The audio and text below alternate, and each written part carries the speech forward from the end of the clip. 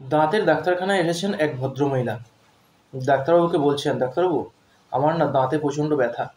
ডাক্তারবাবু দাঁত দেখে বললেন, দাঁত মনে হচ্ছে তুলতে হবে।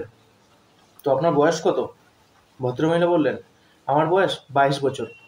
ডাক্তারবাবু বললেন, আপনার বয়সটা ঠিকঠাক করে বলুন, কারণ এখানে অ্যানাস্থেসিয়া ইঞ্জেকশন দিতে হবে। তো যদি ইঞ্জেকশনের ডোজ কম বেশি হয়ে যায় তাহলে কিন্তু আপনার একটা জায়গায় দুটো দাঁত ভেঙে যেতে পারে। না না ডাক্তারবাবু, আমার বয়স 28 বছর। ডাক্তারবাবু বলছেন, ভেবেচিন্তে বলুন, ডোজের ব্যাপার আছে।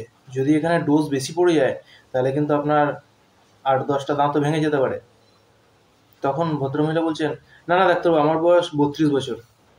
ডাক্তার আবার বলছেন, ভেবে বলুন, কিন্তু যদি ডোজ বেশি হয়ে যায় তাহলে কিন্তু আপনার 15টা দাঁত ভেঙে যেতে পারে। তখন ভদ্রমহিলা রেগে মেগে বলছেন, হ্যাঁ আমার বয়স 52 বছর, নিন আপনি এবার ইঞ্জেকশনটা দিন।